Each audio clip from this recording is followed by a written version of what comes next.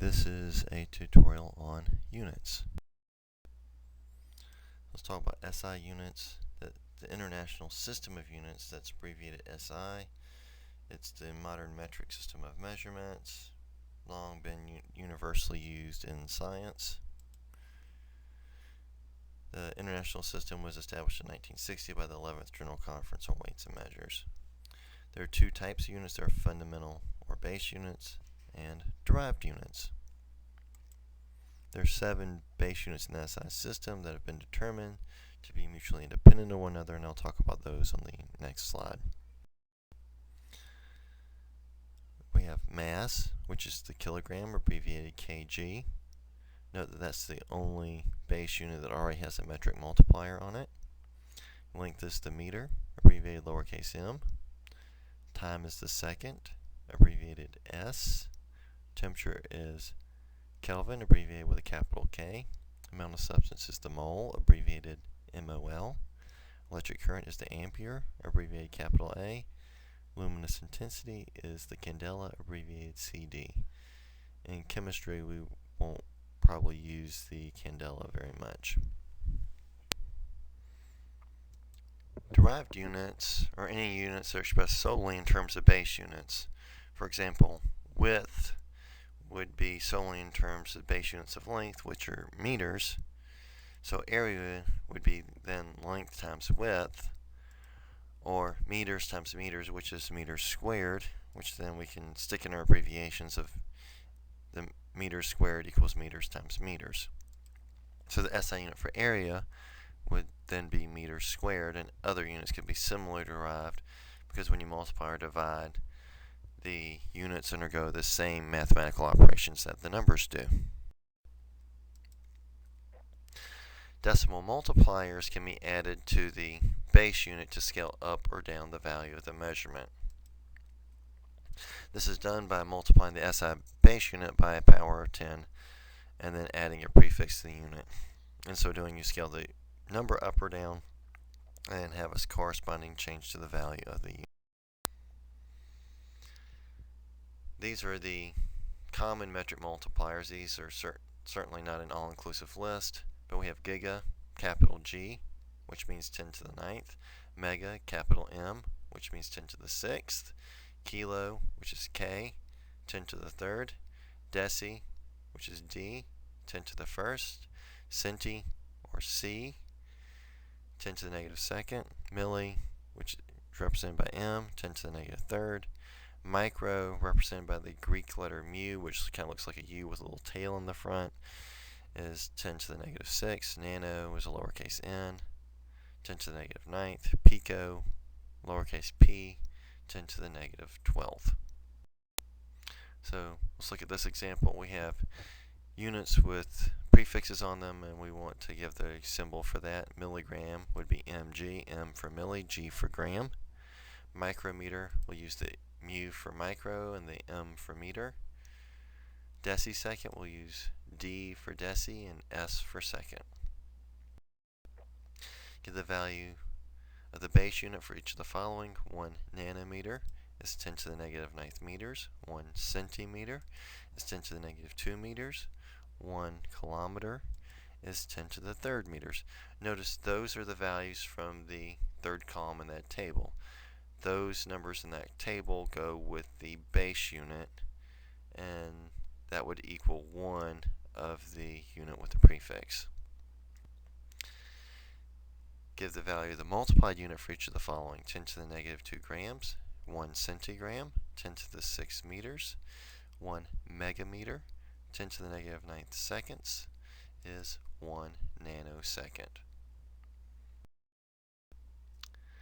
Length, mass, and volume. The SI unit for length is the meter. That's too large to be practical in the chemistry lab, so we'll use centimeters and millimeters much more commonly.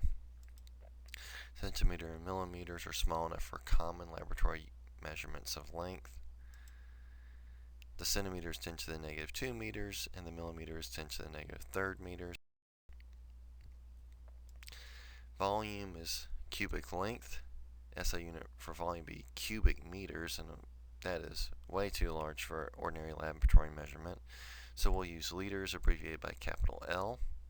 and milliliters, ml, for use of volume. 1 milliliter is by definition 1 centimeter cubed, which is equal to 1 cc from your medical professions, but cc just stands for cubic centimeter. 1 liter is 1 cubic decimeter. 10 centimeters equals 1 decimeter, so 10 cubed is 1,000. So 1 decimeter is 1,000 cubic centimeters, or 1,000 milliliters.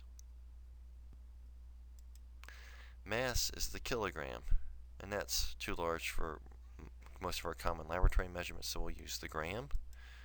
That's small enough for common lab measurements. And the gram is 10 to the negative third kilograms. Weight should not be confused with mass. Weight is a measure of the Earth's gravitational attraction for an object, where mass is independent of the gravity. This is a list of common unit conversions. At the top, the English system, below, or English to metric. This is certainly not an all-inclusive list, but this is a representative list. If you want to look at conversions involving these types of factors, look at my Dimensional Analysis Basics video on my channel, or my Dimensional Analysis Part 2 video. Temperature. The Kelvin scale is called the absolute temperature scale because absolute 0 is the lowest temperature, 0 Kelvin. That's nature's lowest temperature, and they sometimes will say that all molecular motion would stop. In practice, it will reduce to a minimum non-zero value. The Celsius scale is more convenient in that the 0 point is shifted 273 degrees, or 273.15 if you want to use that many decimal places, where the Kelvin temperature is equal to the Celsius temperature plus 273. Fahrenheit scale is not usually used in science.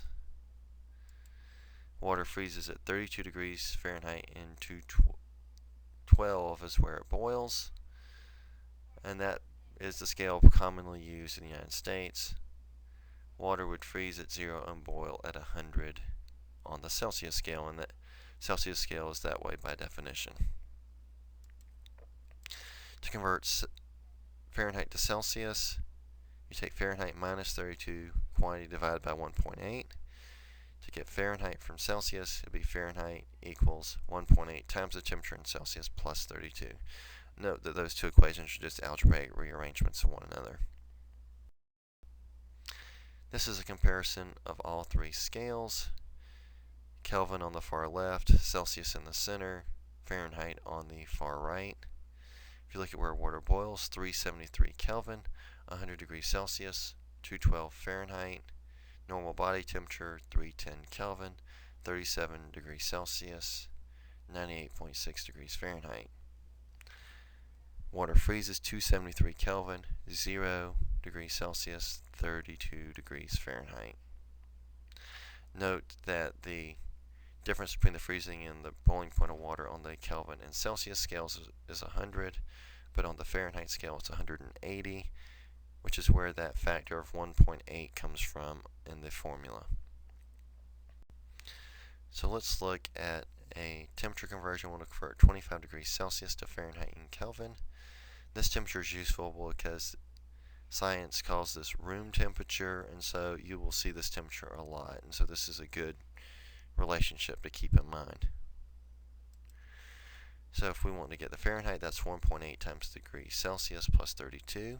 Plugging in 1.8 times 25 degrees Celsius plus 32 will equal 77 degrees Fahrenheit, and that's actually an even conversion with no decimals. The Kelvin will be degrees Celsius plus 273, so we'll say 25 plus the 273 is 298 Kelvin, so that would be room temperature in all three temperature scales.